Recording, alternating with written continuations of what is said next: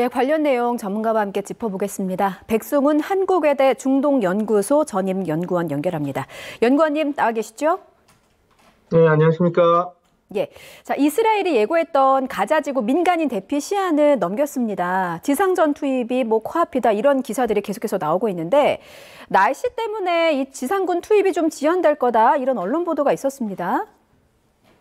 네, 맞습니다. 이미 이스라엘군 탱크가 쉴 새 없이 지금 이동하고 있다는 게 외신 보도에서도 많이 나오고 있고, 그다음에 수용부대도 다 자리를 배치한 걸로 지금 나와 있습니다. 그리고 지금 말씀하신 것처럼 그 이스라엘 군부에서 얘기한 그 두 개의 루트를 통해서 지금 자기네들의 군사작전이라고 명명한 북부 가자와 가자시 그 지역에서 내려와라. 그 남부 쪽으로 대피해라 해서 두 개의 루트 쪽으로 넘어와라 이렇게 했던 그 24시간 통첩도 다 지났기 때문에 나름 그 지상군 투입의 그 정지 작업은 다 마치지 않았나 봅니다. 그리고 이게 그 조치를 취했던 것도 미국에서 바이든 대통령이 이스라엘 정부에게 국제법을 준수하라고 하는 그 요구에 따라서 가자에 살고 있는 민간인들 대피할 수 있는 시간과 그 방법들을 제시한 거였기 때문에 이게 다 마무리됐기 때문에 이제 아마 그 지상군 투입이 이제 곧 임박하지 않았나 저는 그렇게 보고 있습니다. 예.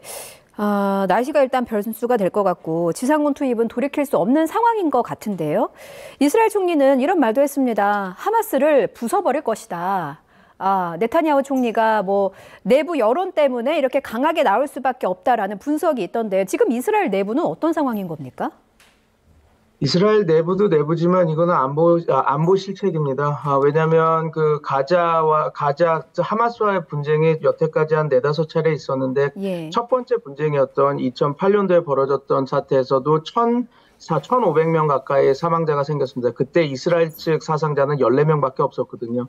근데 이번에는 1,300명으로 가장 역대급으로 많은 수입니다. 그리고 자기네들이 자랑했던 아이언돔도 다 형해해서 무너졌었고 일시적이지만 그 인질도 150명이나 잡혀가고 그런 큰 어떻게 보면 안보 공백을 보여준 사건이기 때문에 지금 네타냐후 정부에서는 좀 강경한 조치로 우리가 우리 국민들의 안보나 국가 안보를 위해서 이렇게 대응했다는 걸 보여줘야 하기 때문에 강경하게 나올 수밖에 없습니다. 그리고 국민들의 여론도 원래 이스라엘 사람들은 되게 민주적인 사람들이라서 다양한 의견을 냅니다. 근데 요번에 인질극 그리고 다양한 하마스에서 벌어진 그 사륙들을 보면서 이제 그런 그들의 그 트라우마를 다시 불러일으킨 것 같아요. 그래서 소위 나치에 의해서 끌려갔던 그런 홀로코스트의 그 경험을 왜냐하면 인질들이 잡혀가고 이렇게 끌려가고 그렇게 참수되고 그런 모습들에서 국민들이 어느 때보다 지금 단결하고 있거든요. 그래서 그런 모든 그 여건이 저는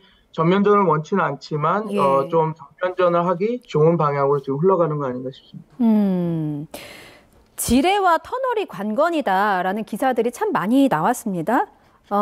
이스라엘의 입장에서는 민간인의 희생을 최소화하면서도 150여 명에 달하는 인질을 구출해야 하는 난제도 안고 있는 상황입니다. 이게 시가전으로 진행될 수도 있다는데 만약에 정말 지상군을 투입해서 이스라엘군과 하마스가 맞붙게 되면 어떤 부분으로 인해서 희생이 좀 클 거라고 보십니까? 지금 전장과 실제 생활 공간이 합쳐져 있는 공간입니다. 지금 보통 이제 가자시에서 이제 하마스가 주 근거지인 가자시에서 이제 작전이 벌어질 것이라고 보이는데 가자는 지금 75만 명이 살고 있는 그냥 도시입니다. 그 안에서 이제 시가전이 이제 벌어질 거라고 보이는데 그 공간은 촘촘하게 지어진 건물 그리고 민간인들 같이 살고 있는 공간이기 때문에 그 민간인 희생이 당연히 일어날 수밖에 없습니다. 그리고 2007년 이후에 가자 장벽을 세우고 막아놨던 것들을 뚫고 다양한 터널이나 밀수를 위해서 자기네들이 생존을 하기 위해서 밀수를 위한 터널, 그다음에 벙커 이런 것들을 너무 촘촘히 가자시 안에 자리 잡고 있어서 아마 군사 작전을 하기에는 쉽지 않을 겁니다. 우리가 베트남전, 멀리는 베트남전을 생각해 볼 수 있겠지만 가까이는 2004년 팔루자 이라크 전쟁에서 미국과 영국이 들어가서 했던 군사 작전을 생각해 볼 수 있는데 그때도 이런 시가전이었습니다. 그때는 미국이 경고를 해서 팔루자에 살고 있는 90%의 민간인을 다 대피시키고 그다음에 군사 시가 작전을 들어갔음에도 불구하고 미국 영구층에 아주 트라우마를 남긴 많은 희생자를 남긴 사건이 있거든요. 그래서 아마 전쟁이 이렇게 진행된다면 그와 비슷한 피해와 그 양상으로 흘러가지 않을까 싶습니다. 지금 말씀하신 팔루자 사건이요. 바이든 미국 대통령이 이스라엘이 가자 지구를 점령하면 큰 실수가 될 것이다 이렇게 말을 했잖아요. 그 같은 맥락이라고 볼 수 있는 겁니까? 조금은 다르긴 한데요. 왜냐하면 그 바이든 대통령이 왜 그 이스라엘에게 지금 지원을 전폭적으로 하고 있지만 군대를 주둔시키지 말아라 한 이유는 이 군대를 주둔함으로써 그 다양한 그 분쟁 그리고 확전 양상으로 갈 수 있는 요인이 있기 때문에 그렇습니다. 그래서 그 지금 바이든 행정부 입장에서는 지금 어떻게 보면 이 이스라엘 팔레스타인 분쟁이 전격적으로 되고 그 국제전으로 돼서 문제가 됐을 때는 지금 바이든 행정부의 대중동 정책은 모든 게 다 실패하는 게 되거든요. 이스라엘 팔레스타인 평화협상도 실패했고 소위 말해서 JCPOA 이란 핵협상도 재개한다 그랬는데 지금 안 되고 있는 상황에서 어떻게 보면 미국의 대중동 정책이 이렇게 아무것도 못하고 지나가는 대통령이 없었기 때문에 아마 이게 재선에도 영향을 끼치기 때문에 그런 측면에서도 이 전선이 확대되는 그런 것들을 막기 위해서 이스라엘군의 그 주둔 자체를 조금 자제하라고 이렇게 요구하고 있는 것 같습니다. 예, 무엇보다 민간인들의 안전이 굉장히 위협을 받고 있는 상황입니다. 앞서 가자시의 특징에 대해서 설명을 해주셨잖아요. 건물이 굉장히 촘촘하게 있고 민간인과 하마스 대원들이 함께 거주하고 있는 그런 도시이다라는 부분을 설명을 해주셨는데 이스라엘군은 팔레스타인 민간인은 적이 아니라면서 대피를 명령했지만 대피도 이게 쉽지가 않아요. 하마스군이 대피는 또 막고 있는 상황이거든요. 또 고향을 떠나기도 쉽지는 않은 것 같고 안전 통로를 확보하는 것 자체가 문제가 될 것 같은데 이 부분, 이 과정에서 민간인들의 피해는 어쩔 수 없는 겁니까? 분쟁이 일어나면 항상 그 민간인들, 그 무고한 민간인들이 희생이 제일 크죠. 그래서 아마 그렇게 되고 대피 권고를 이제 남쪽 그 라파 지역으로 다 이제 대피를 하라고 하고 있고, 그 다음에 이제 그 라파 지역에 있는 체크 포인트를 열어서 니네들이 그러니까 팔레스타인 난민들이 이집트로 피난할 수 있게 이렇게 하겠다라고 얘기를 하고 있고, 음식도 그쪽 남쪽에는 그 공급하고 있고, 그 식수도 공급하고 있는 상황이지만. 이 짧은 시간에 자기 근거지를 떠나라. 그렇게 했을 때 쉽게 떠날 수 있는 사람들 많지 않을 겁니다. 그리고 또 노약자들도 있을 것이고 소녀 그 미성년자들 있지 않겠습니까? 그래서 이렇게 보시면 됩니다. 이스라엘이 뭐라 그럴까요? 홀로코스트 앞에서 다 자기네들이 끌려가 죽을지도 알면서도 다른 곳으로 도피 못했던 거는 노약자, 자기가 먼 여행을 할 수 없는 그런 상황들에 있는 사람들도 분명히 있기 때문에 이제 그냥 짧은 시간에 이곳을 떠나라. 우리가 조만간 여기를 폭격하겠다라고 했을 때 이 사람들이 그냥 마냥 이렇게 피난하고 그렇게 할 수는 쉽지는 않죠. 그런 상황에서. 예, 연구원이 말씀하시면서 옆에 화면에 가자지구 아이들 그리고 가자지구 주민들이 물을 뜨는 모습이 나왔습니다. 저희가 자막으로도 먼저 보내드렸는데 이스라엘이 가자지구 남부에 물 공급을 다시 시작했다라는 소식이 들렸습니다. 이거는 어떤 의도가 있다고 봐야 될까요? 이제 국제법을 준수하라는 미국의 요청이죠. 그리고 전쟁의 정당성을 확보하기 위해서는 이스라엘도 이런 그 인권적인 차원의 그 지원은 해야 될 겁니다. 그래서 지금 말씀드린 대로 민간인들한테 대피령, 그 다음에 그 24시간 동안은 우리가 공격하지 않겠다라고 해서 그리고 또 도피할 수 있는 그 루트를 만들어줘서 이쪽으로 나가라 하고 이렇게 다 전해주는 거. 그리고 그 남쪽에 북쪽 지역을 이제 전쟁터로 이렇게 딱 이렇게 설정해 놨거든요. 그래서 그 지역을 벗어난 지역이기 때문에 그쪽에 모여 있는 난민들이나 이런 사람들을 위해서는 이렇게 식수나 식량을 제공하겠다. 이런 어떤 명분도 챙기는 거죠. 정당성, 자기네들의 정당성. 이게 그냥 단순히 그냥 잔인한 보복 전쟁이 아니라 이건 어쩔 수 없는 자위권 발동이고 그 자위권 발동 안에서 무고한 그 팔레스타인 시민들의 피해를 최소화하겠다라고 하는 그 이스라엘군의 조치라고 보면 될 것 같습니다. 그렇군요. 이런 것들이 더 드러나면 이제 지상군 파견을 하겠다라는 강한 의지로도 읽히는 거죠. 그런 것들을 그렇게도 해석을 할 수가 있군요. 그렇죠. 주변 국가의 상황 지켜보겠습니다. 어제 오전에 전해진 소식이었어요. 이란이 가자 지구에 진입할 때는 개입을 하겠다라는 경고의 메시지를 보냈습니다. 이란이 개입할 가능성에 대해서는 어느 정도로 전망하고 계십니까?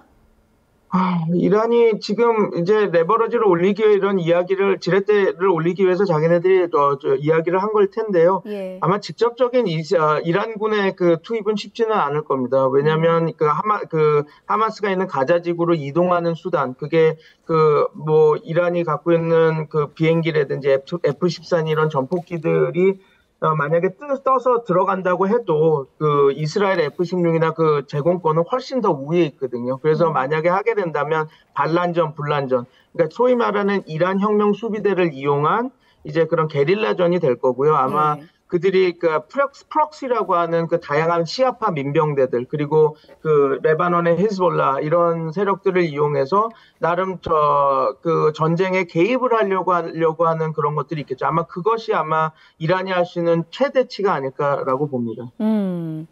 지금 헤즈볼라 말씀하셨는데 레바논, 시리아도 이스라엘과 지금 무력 충돌이 있었잖아요. 제2의 전선이 형성이 된 것 아니냐라는 분석이 있어서요. 주변국으로 확정될 가능성은 얼마나 되겠습니까? 레바논으로는 국소적으로 확전될 가능성도 있습니다. 그러나 시리아 같은 경우는 좀 다릅니다. 지금 시리아에서 이스라엘 쪽으로 날라오는 미사일이나 그 군사 작전들은 그 시리아 정부군에서 이루어지는 것이 아니라 시리아에 있는 시아파 민병대들, IRGC, 이란 혁명 수비대의 그 지원을 받는 민병대들이 이렇게 하고 있거든요. 그리고 또 더 나아가서 하마스에 지지를 하는 또 하마스 세력들이 거기 가 있는 세력들이 이렇게 공격을 하는 것이라서 이게 시리아가 개입해서 확전이 되는 전쟁이 될 거라는 거는 조금 낮고요. 그리고 또 지금 시리아 아사드 정권이 지금 그 확전을 할 수 있는 경제 상황이나 정치 상황이 아니기 때문에 시리아가 전쟁에 참여해서 확대될 가능성은 좀 낮게 보는 편입니다. 단 말씀드린 대로 시리아에 근거하고 있는 그 시아파 민병대들, 그리고 하마스 조직들, 그 다음에 그 레바논의 헤즈볼라 같은 경우는 어느 정도 개입할 수 있는 그 상황들은 지금 이거 벌어지고 있다. 왜냐하면 지금 그래서 바이든 대통령도 주둔하지 말아라고 한 것이 그겁니다. 이스라엘이 거기서 군사작전을 하고 그런 것 정도로는 이제 레바논이나 히즈볼라나 이란이 개입하는 그 유인이 좀 떨어지는데, 만약에 주둔을 하게 되면 이제 그들이 직접 개입할 수 있는 명분을 주어지는 거기 때문에 그걸 하지 말라고 좀 막고 있는 것이죠. 예, 앞서 미국의 입장을 잠시 짚어주셨는데요. 미국은 참 속내가 복잡할 것 같습니다. 지금 토니 블링컨 국무장관이 중동을 순방하고도 있고 또 중국에까지 도움을 요청하고 있는 상황이거든요. 네타냐후 이스라엘 총리가 바이든 대통령을 이제 이스라엘로 한번 와달라 초청했다는 소식도 들렸는데, 자, 이게 또 바이든 대통령의 방문은 또 다른 의미를 갖고 있을 것 같습니다. 실제로 이스라엘을 방문할 가능성이 있는지, 방문을 한다면 이것이 어떤 의미로 좀 내비쳐질 것인지 정리를 부탁드리겠습니다. 만약에 바이든 대통령이 이스라엘을 직접 그렇게 방문을 해서 완전히 그 네타냐후 총리 옆에 서서 우리는 함께한다라는 걸 보여준다면 어떻게 되면 이 전쟁의 모든 그 정당성을 부여하는 거거든요. 그렇게 되면 이제 아마 좀 그 주변국들에 보내는 메시지는 명확할 겁니다. 그러나 이렇게 될 것 같습니다. 이스라엘의 군사작전의 정도를 볼 겁니다. 바이든 대통령. 아까 말한 대로 이게 거기를 주둔하고 오랫동안 점령을 할 계획으로 군사작전이 벌어진다면 바이든 대통령이 직접 와서 옆에 쓴다라는 것은 내가 이렇게 점령하고 주둔하는 것도 옹호한다라는 메시지가 될 것 같아서 그럴 경우에는 올 것 같지는 않고요. 다만 그렇지 않고 미국이 원하는 수준의 군사작전을 한다면 미국이 나는 이스라엘 편이고 너네 헤즈볼라나 시리아 너네들 개입하는 것을 막아라, 확전하지 마라. 확전할 경우에는 미국이 단호한 조치를 하겠다라는 그런 그걸 보여주기 위해서, 그런 외교적 시그널을 보여주기 위해서 같이 함께 올 가능성은 있죠. 그러나 바이든 대통령은 지금 이스라엘 사태가 모두에 말씀드린 것처럼 확전되고 이게 더 커지는 것을 원치 않습니다. 그래서 국제적 분쟁으로 되는 것을 원치를 않습니다. 왜냐하면 국제전쟁으로 이렇게 확대될 경우 어떻게 보면 바이든 행정부는 역대 미국 대통령들 중에서 대중동 정책이 단 하나도 성공하지 못한, 그리고 안정화시키지도 못한 대통령으로 남기 때문에 아마 다가올 재선에서 그 트럼프 대통령과의 재선에서 상당히 위험 요소로 작동을 할 거거든요. 그래서 확전을 원치 않기 때문에 예. 아마 그 이스라엘의 군사 작전을 보고 어느 수준인가 보고 바이든 대통령이 직접 와서 이스라엘 와서 한다면 그런 것들도 어느 정도 합의를 하고 이렇게 들어올 것이라고 봅니다. 예, 연구원님 짧게 마지막으로 하나만 더 질문 드릴게요. 토니 블링컨 장관이 사우디 방문해서 빈살만 왕세자 만났습니다. 근데 빈살만 왕세자는 그 공격이 있었을 때요, 사우디는 팔레스타인의 입장을 지지한다라는 입장을 표명한 바 있습니다. 그런데 토니 블링컨 장관이 사우디 이 왕세자 만나서 매우 생산적인 회담이었다라고 발표를 했거든요. 지금 사우디의 속내 그리고 의도는 뭐라고 보십니까? 사우디는 자기의 지렛대를 넓히는 거죠. 이런 표현을 전쟁 앞에서 이야기하긴 그런데 MBS가 지금 어떻게 보면 꽃놀이패를 갖고 있는 지도자 아닌가 싶습니다. 왜냐하면 지금 항상 미국과의 관계가 마냥 좋지는 않았거든요. 예. 바이든 대통령 되고 나서 코쇼크지 사건이나 여러 가지 인권 문제나 이런 것들 때문에 좋지 않은 상황에서 이제 사우디아라비아는 자기의 그 영향력을 확대하기 위해서 여러 가지 다른 외교적 조치를 취했거든요. 중국을 플랫폼으로 한 이란과의 관계 개선이라든지 아니면 러시아와의 석유 증산, 감산 이런 것들을 할 때 대화를 나눈 것이라든지 그런 것들을 보면 기존의 완전히 미국과 편승해서 이렇게 미국 정책을 그대로 가는 거와는 다른 모습을 지금 보이고 있거든요. 예. 지금 이 상황에서는 어떻게 보면 사우디 입장에서는 미국이 자신을 의지할 수밖에 없는, 자기의 도움을 필요로 할 수밖에 없는 그런 상황이라서 예. 아마 자기의 영향력을 지역 내에서 지역 패권국으로서 어떤 영향력을 좀 더 키우는 방향으로 이 사태를 잘 끌어갈 거라고 봅니다. 그래서 하마스는 전혀 지지하지 않으면서 팔레스타인의 자치권과 그들의 생존권을 얘기하는, 어떻게 보면 모든 국제사회에서 없어지는 그 두 개의 국가론, 이스라엘 팔레스타인 평화협상도 이 사우디가 먼저 나서서 이거 우리가 얘기했던 2002년도의 아랍 구상, 예. 사우디 구상이라고 하는 방법으로 이스라엘 팔레스타인을 풀어보자 이런 이야기까지 발신하면서 자기의 영향력을, 자기의 존재력을 지금 가감없이 지금 보여주고 있는 것이죠. 예. 알겠습니다. 비극의 역사가 되풀이되지만은 않기만을 바라면서 여기까지 듣겠습니다. 지금까지 백승훈 한국외대 중동연구소 전임연구원이었습니다. 말씀 잘 들었습니다. 네, 감사합니다.